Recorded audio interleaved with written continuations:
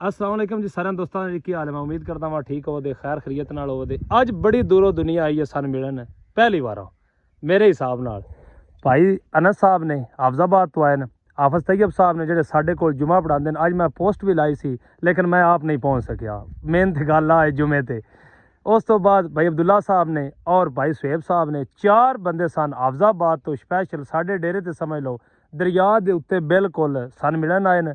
आवेंदे जी मोटरसाइकिलों ते गरीब बड़ा जलील हो के आए न ते इन्हां मैं तो आख्या भाई तुसीं हुण चलो साडा डेरा इत्थों बिल्कुल नेड़े ही है, थोड़ा जाइए ते उत्थे चलो कोई चाह तुहानूं पियाइए पानी पियाइए ते सबीलां ते राह ते लगियां न, ओह तुसीं पी सबीलां जी सन भी ते पिंड च जिस मैं हुण आउंदा पिया सी उन्हां धक्के नाल पानी पियाया। हुण हाफिज जी दस्सिया जे कोई गुनाह ते नहीं हो गया?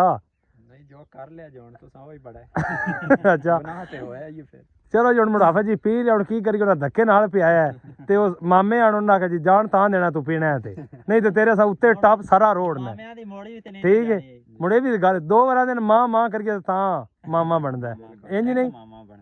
ते बहुत शुक्रिया भाई जान जेड़ा तुसी इन्ना टाइम कढ के साडे वास्ते आए हो जी, बहुत मेहरबानी वकार ते भाई जान नेक्स्ट टाइम इंशाल्लाह जदों तुसी आओ कदाई मौसम ठंडा होवे मुड़ तुसी आओ तुहाडे नाल दरिया दी सैर कराइए, क्योंकि जेडे शहरी बंदे हुंदे ना उन्हां नूं दरिया वा इंज जिवें किसी पार्क च जाना है। ठीक है ते जदों पानी आउंदा है ना ते आ साडे जेडे इत्थे नाकू ने उन्हां ते बहुत मज़ा आउंदा। हकीकत गल जदों पानी कोलों लगदा है ना ते बड़ा ठाठ हुंदा है। जदों जनाब कदी फिर इंशाल्लाह 2-4 दिन या 10 को दिन ठहर के आओ फिर इंशाल्लाह दरिया दा थोड़ा बड़ा पानी भी आ जाना। लेट हो गए दुआने दे सीजन च नहीं आए। हाँ बिल्कुल जी दुआने दे सीजन च नहीं दुआने जी माशाल्लाह बड़ी बड़ी दुनिया आई है सन मिलन, उन्हां दा भी शुक्रिया, तुहाडा भी भाईजान बहुत बहुत शुक्रिया।